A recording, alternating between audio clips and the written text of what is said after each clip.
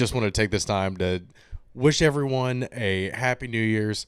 Thank you for supporting the podcast. It's actually been going fairly well. Thank you for keeping tuning in every single week.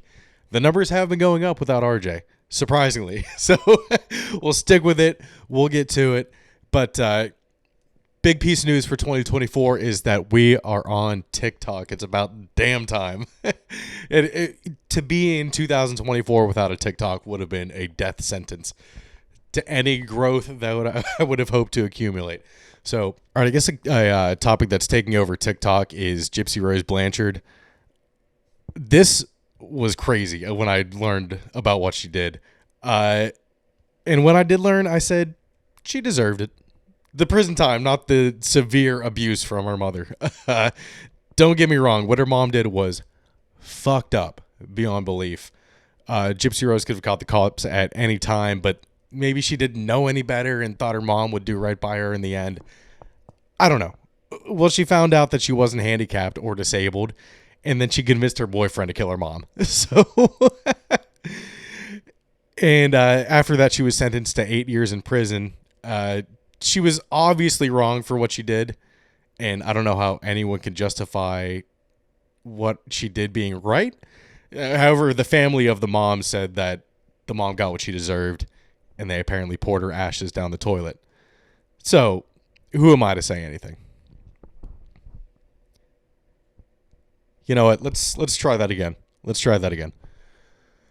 Another topic that's taking over TikTok and the rest of the country in general is FSU football. When I learned what they did, I said they deserved it. The embarrassing loss, not the injury to Jordan Travis. No, don't get me wrong. What the college football playoff committee did to them was fucked up beyond belief. FSU could have called lawyers at any time and ended up doing so, but maybe they thought the committee would do right by them. Maybe they didn't know any better, but, FSU found out that they were left out of the playoffs pretty quickly and convinced themselves to kill the ACC's chances of making the playoffs for the next 8 years.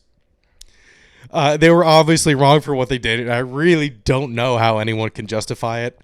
However, the rest of the conference said that FSU got what they deserved and then flushed the ACC's ashes down the toilet. So, who am I to say anything? Live from Delaware, it's Hoagies N Pierogis with your hosts, Ian DiCarlo. We're getting a little double down. Chocolate Rain, and RJ Hammond. I just want some more hot D in my life. Let's just say he was a good lover.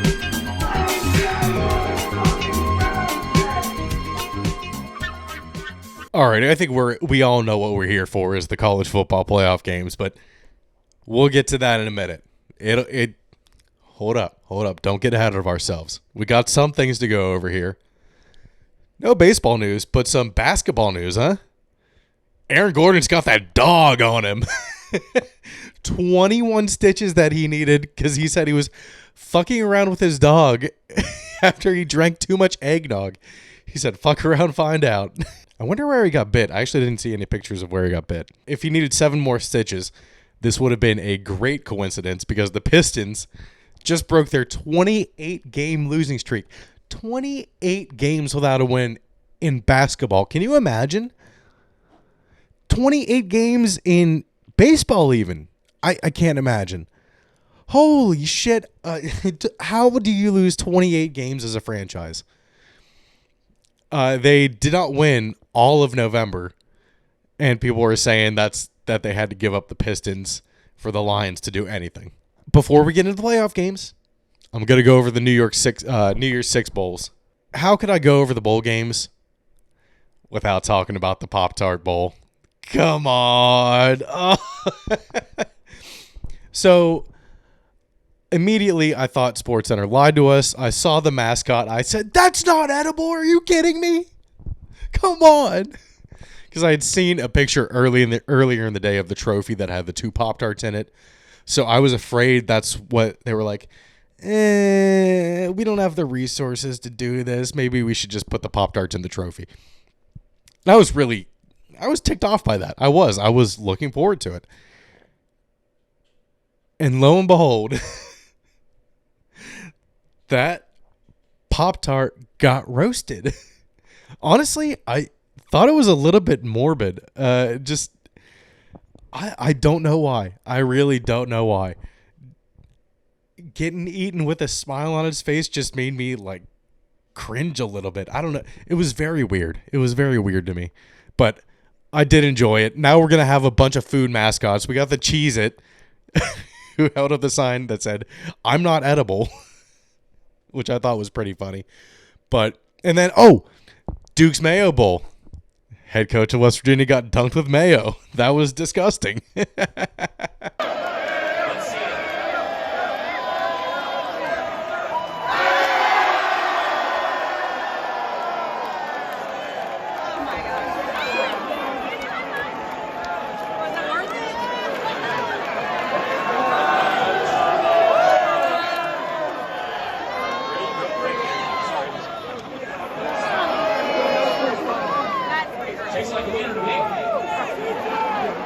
I'll do this for a win.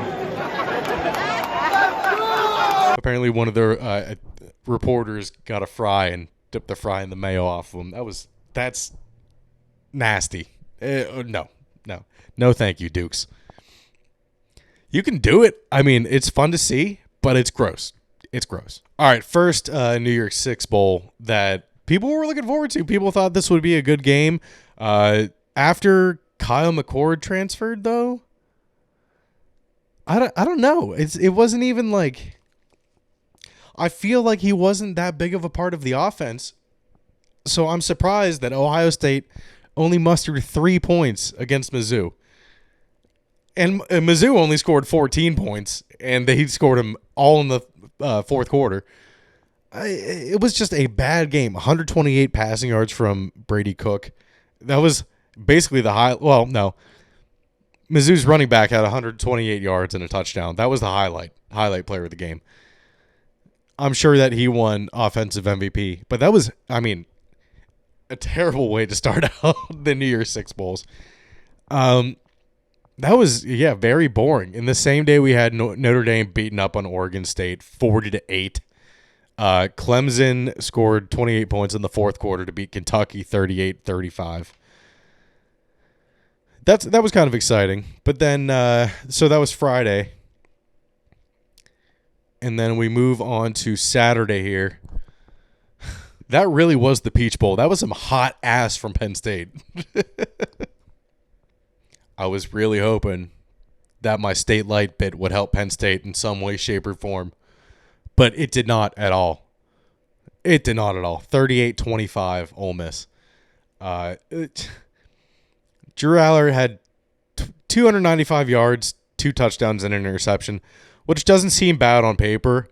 But Perbola came in. He was running. He was going crazy. He had a 48-yard completion as his only completion of the game. It was a touchdown. Aller struggled again, and it was disappointing to see after the Michigan State game. Jackson Dart went off. They could not. I'm telling you what, Penn State had so many players out. No Fashanu, so their offensive line was depleted. I think they were losing a linebacker, but the big thing was they were missing their 2 starting corners. So, who was it? Harris. Trey Harris III. He only had 7 receptions, but you could have told me that he had 17, and I would have believed you. Every single time he turned around, it was Harris III catching the ball. Number 9, Harris III, Harris III, Harris III. It was crazy. 134 yards, only 7 catches. Didn't even have a touchdown, and I thought he did. The other, their tight end went off. 10 receptions, 136 yards, 2 touchdowns, pre-scoring. This was just the Penn State team that showed up against Ohio State and Michigan. Very disappointing, like I said, especially after that Michigan State game. I mean, it was Michigan State. I mean, what should I have been expecting, really? But the Penn State's got to luck into the Peach Bowl next year to try to win all 6 New Year's Eve bowls. That's the only one they don't have is the Peach Bowl, which is pretty impressive. Okay. Something needs to be done about all of these opt-outs for the bowl games. I don't want to say that because projecting people to go on certain days in the draft is finicky at best. But unless you're like a projected first to third rounder, I say you can't skip these bowl games. It was so bad what Florida State did. They really 63-3 first off. 63-3. Worse than the TCU game last year against Georgia. I don't know how it was worse than that.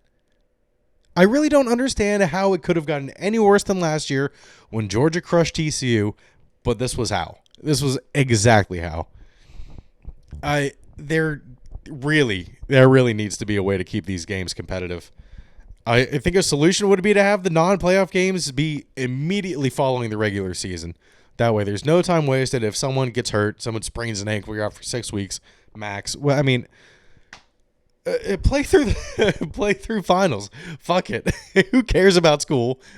And you're going to the NFL. I really have no solution for this right now. But to throw the bowl game in the fashion that FSU did is a slap in the face to your program as a whole. And quiet quitting is not a viable option. I don't know what the fuck that was, but TCU actually looks like they knew what they were doing, but just got dominated. FSU looked like they completely forgot how to play football. It was so bad. It really gets me to say, fuck you, FSU. I felt bad for you at first. I really did, but now I hope you have to pay all of that $130 million to leave the ACC. How do you think you're going to fare in? Where would they even go? The Big Ten? Probably not. They probably wouldn't have them. The Big 12 would be an interesting case. It's just bad. They would probably end up being in the SEC, which would be worst case scenario for them. It was 42-3 at halftime. Ladd McConkey scored a Madden 2004 style touchdown. Just outran every single person, and he was going to throw on the play. It was a designed throw for him. And he ran all the way. I think it was like a 30-yard run that he had. That was really awesome to see. But come on, FSU. You can't be doing this to people. That was the Orange Bowl. This one, I think, was probably just the worst matchup on paper. Oregon against Liberty. Oregon was obviously going to win. They won 45-6. After the opening possession that Liberty had, they never scored again. I don't know if they went for 2 on that touchdown or not, or that if they just missed the extra point. Didn't matter. Bo Nix got a bunch of NCAA QB records just because this is like his 8th year playing. So not surprising. Oh, shit. Let's get into these playoff games. I really thought that it would be Alabama, Texas just for rating purposes, but Michigan and Washington pulled out. Michigan and Washington did it. That Alabama-Michigan game was the best, sloppiest game I have ever watched. What? Michigan had 5 sacks. The center for Alabama had money on Michigan, and that center, I don't know what that center was doing, but he needed to stop. I don't know why they didn't take him out at halftime. Every single snap was low or high. It was mostly low, though.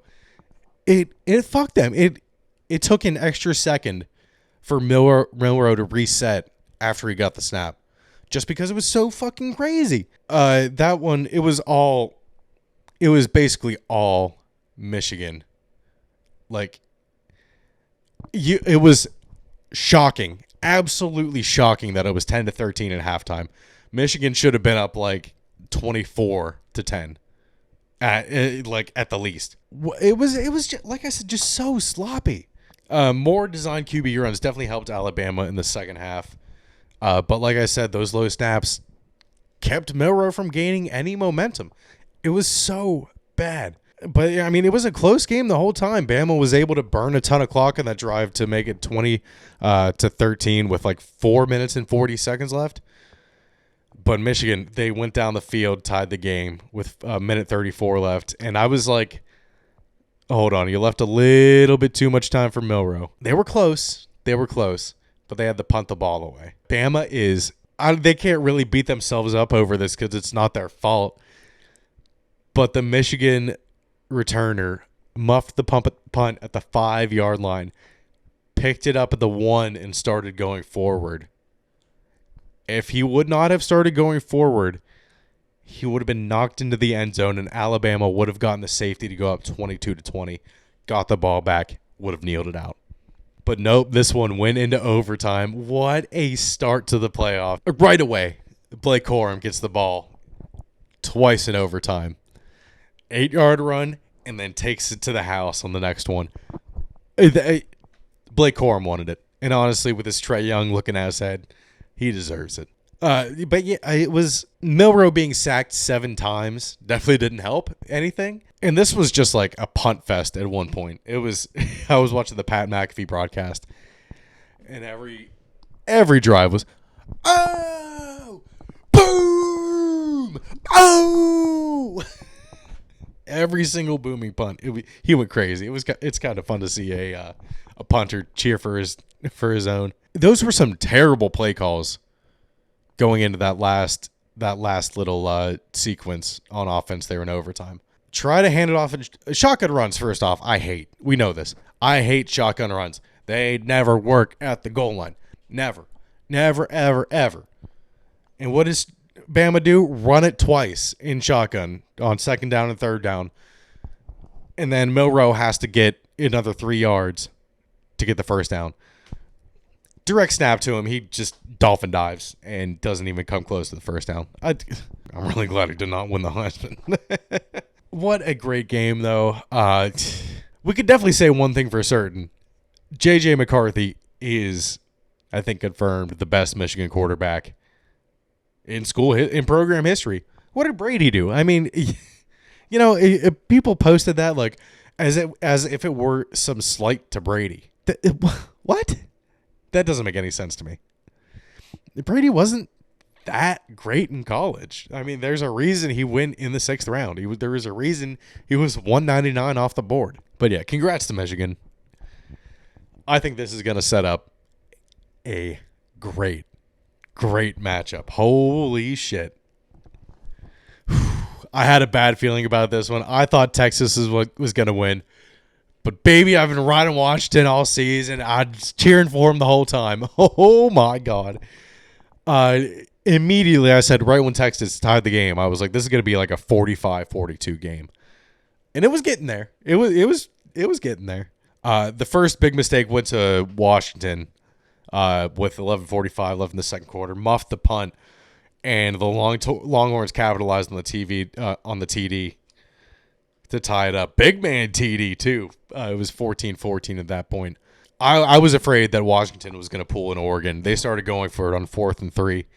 And I said, what are you just kick the field goal. Please just kick the field goal. What are you doing? Just take the points at this point.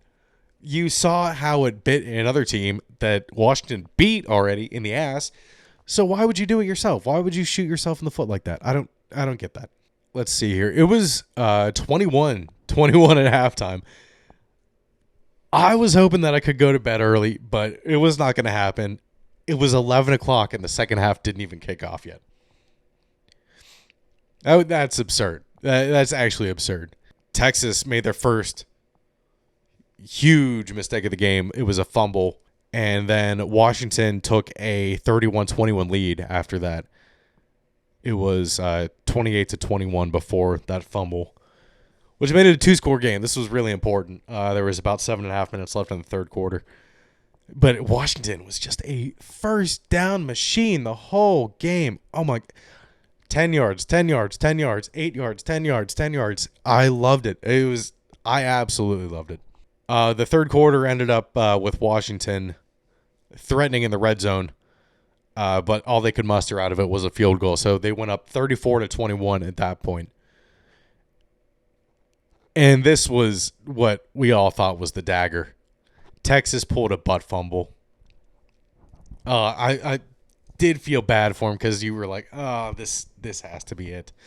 That was with just under 13 minutes left. So it was still Washington's ball.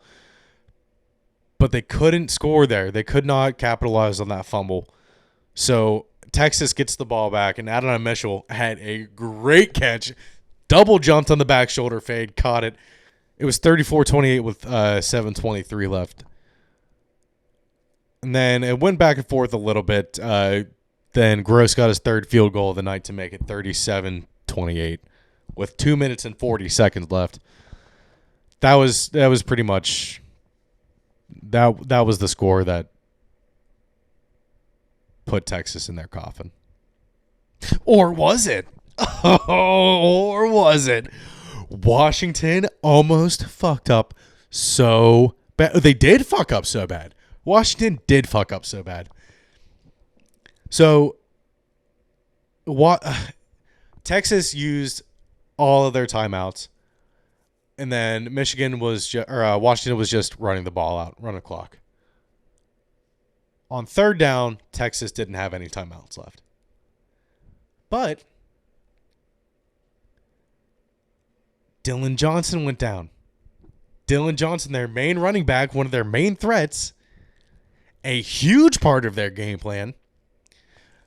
The same Johnson that got injured earlier in the game and should not have even been out on the field running out the clock, goes down with 50 seconds left. And he's majorly hurt. I don't know what his status is for the Michigan game next week.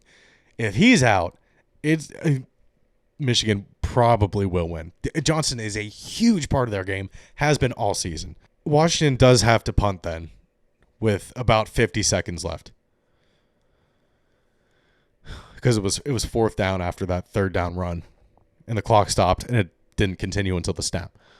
So Washington kicks it. And the dumbass decides to run into... He didn't completely run into him, but he didn't give him any space at all. Comes in, basically taps him on the helmet. Boom, 15 yards, interfering with the returner. Ball's at like the 30-yard line-ish at this point. And it was looking fine. They were still moving, but Washington was not in a prevent bullshit, so they should have been fine. But nope.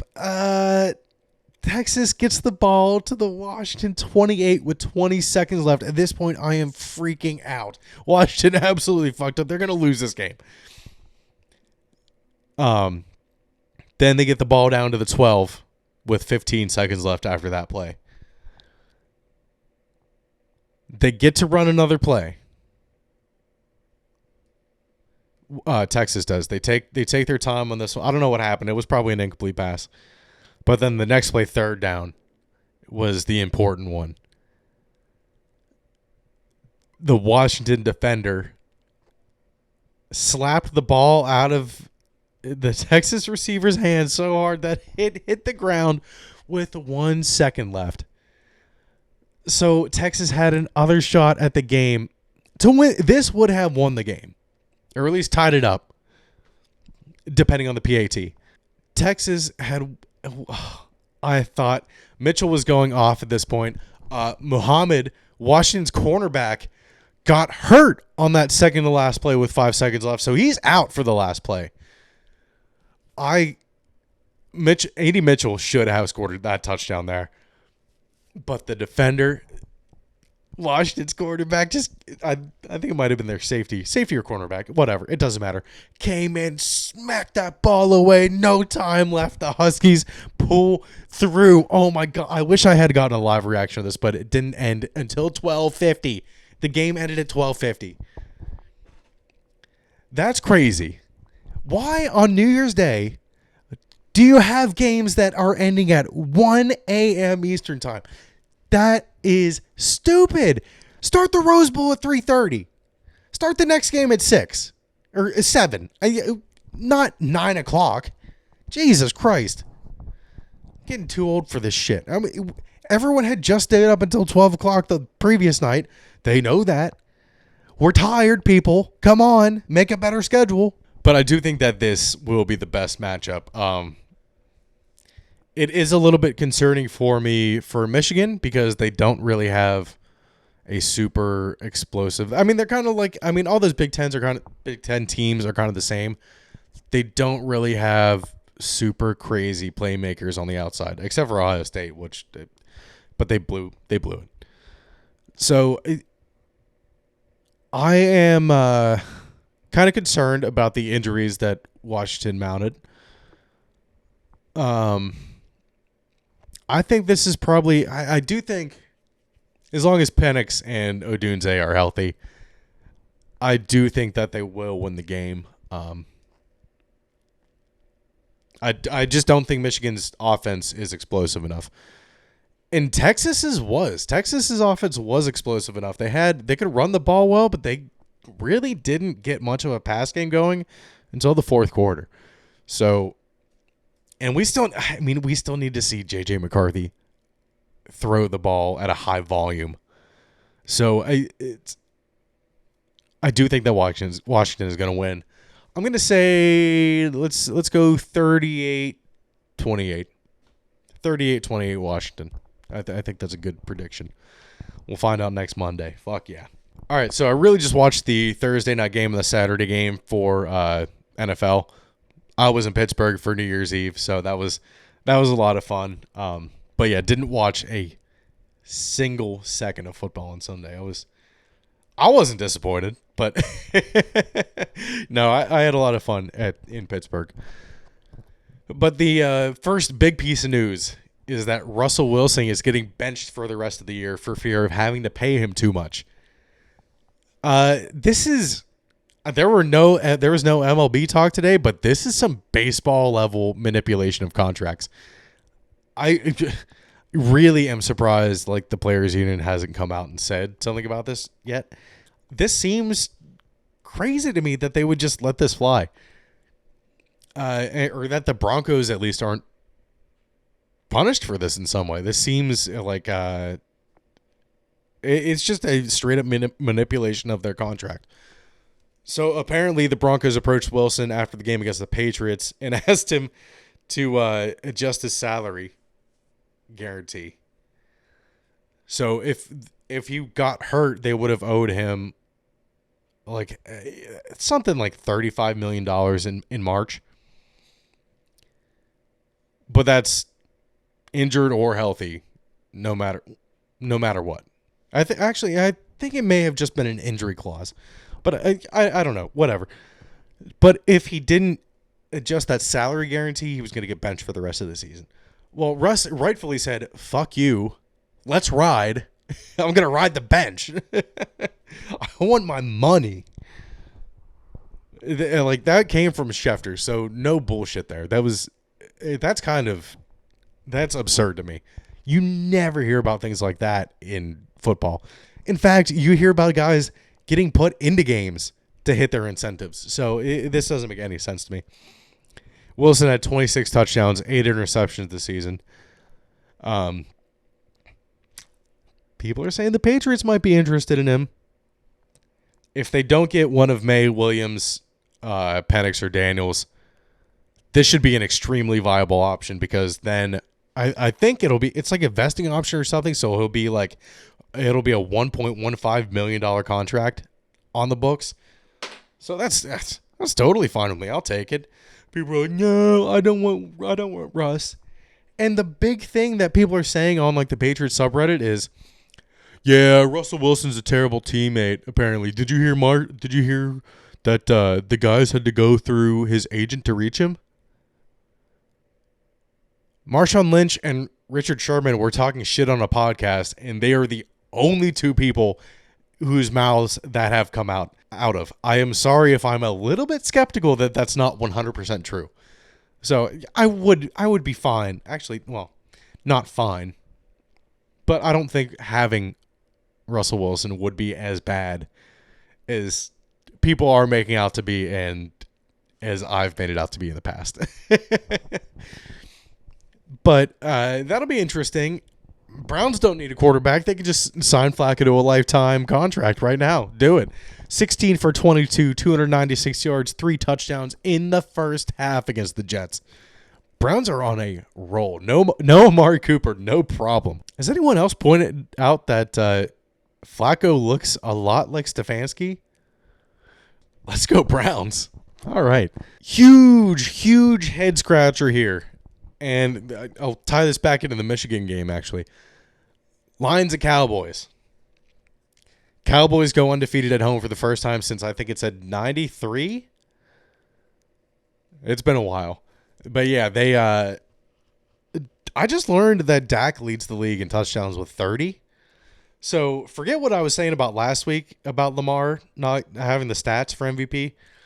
Especially after this week, Lamar should win the MVP. I think that's safe to say.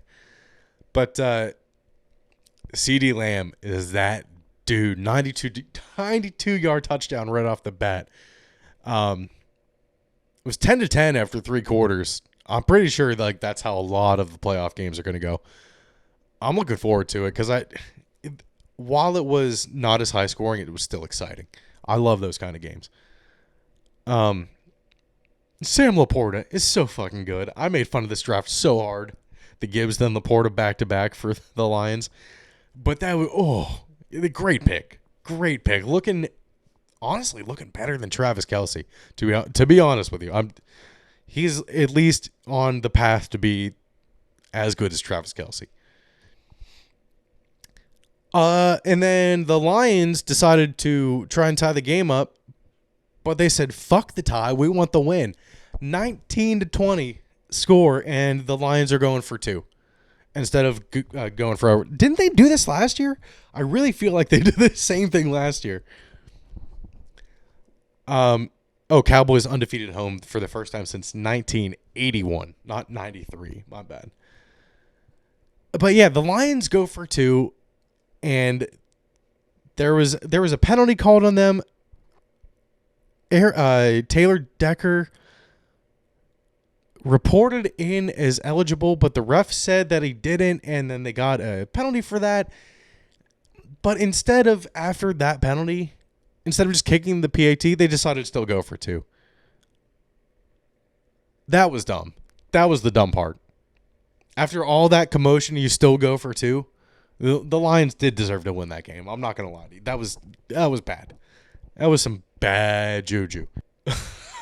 We may as well talk about this because I said it would be awful to see the Cowboys on the road, and they're really hoping for an Eagles loss, even though that probably won't happen. Well, what do the Eagles go and do?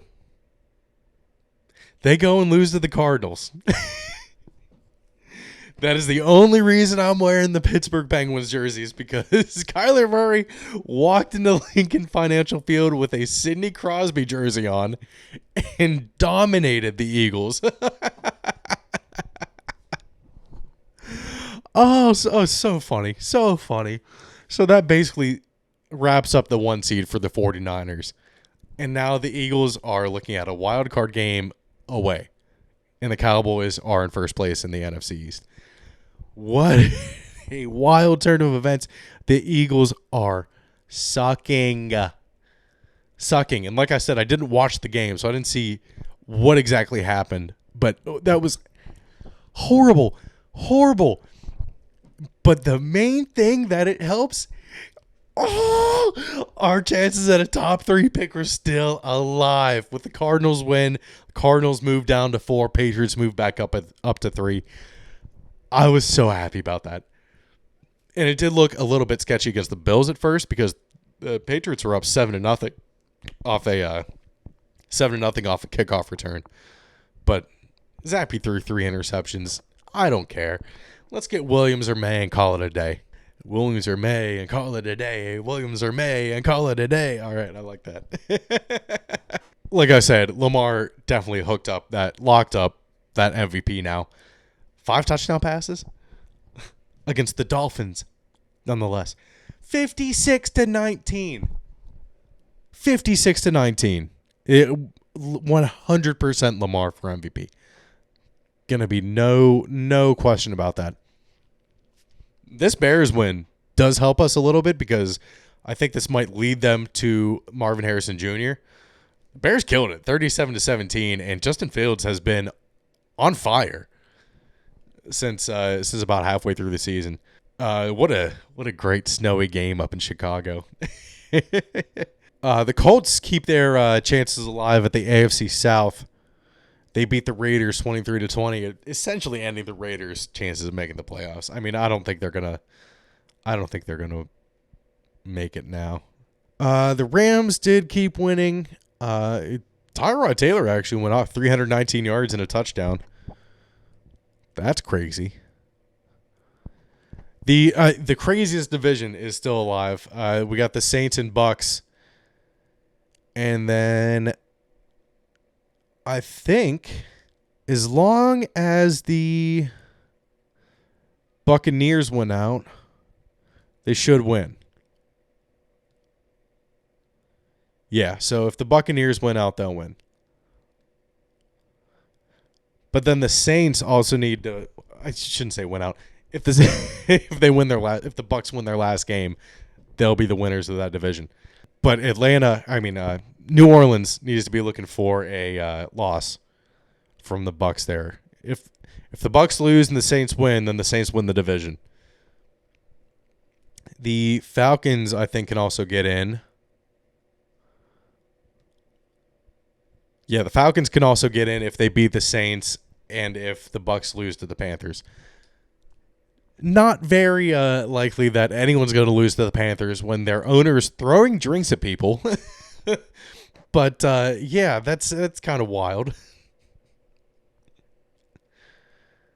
The NFC South's owners are about as feisty as their teams. Jesus Christ.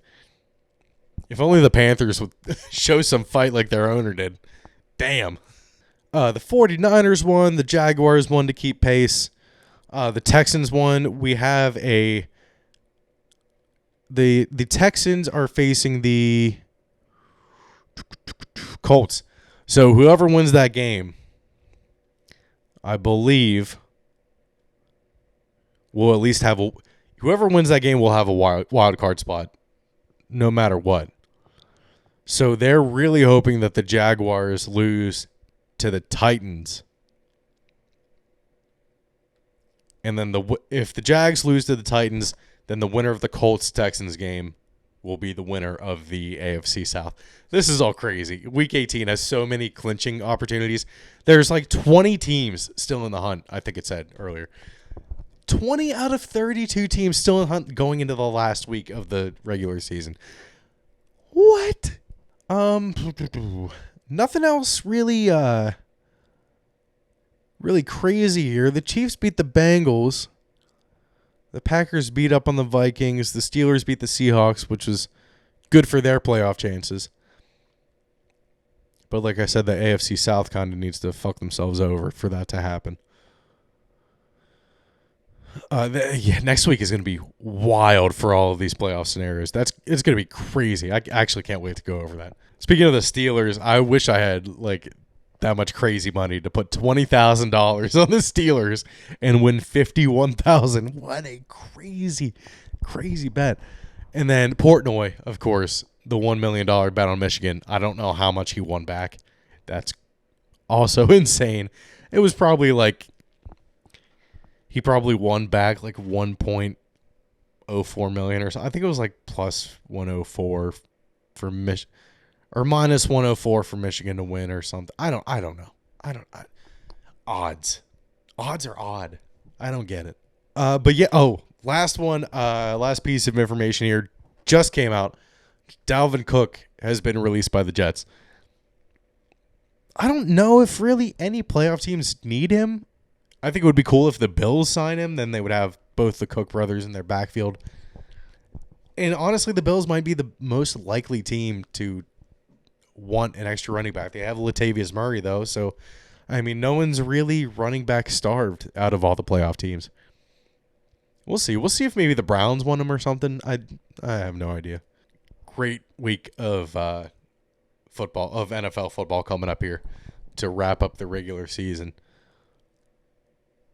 Like I said, I did go to Pittsburgh, Connellsville, for the New Year's Eve festivities, and I did do the Polar Plunge. And I did get it on video. All right, checking in from the Polar Bear Plunge. Water's a cool 38 degrees. Woo! Got a good group. Oh my God.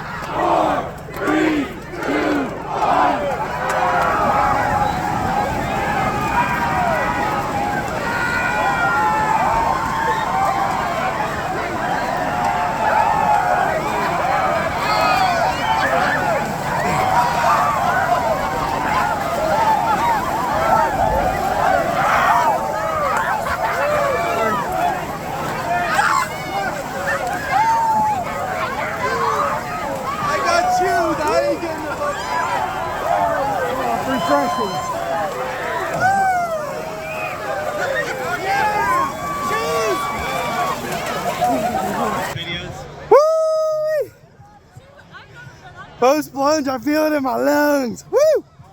Joe Rogan's cold plunge is set at 32 degrees. That water was 38, and I feel like a man. Rogan actually did have a guest on that got sick from drinking the Yaak River water, which is the river that we jumped in. And I mean, I would never, ever drink it. That was rough. That was a rough one.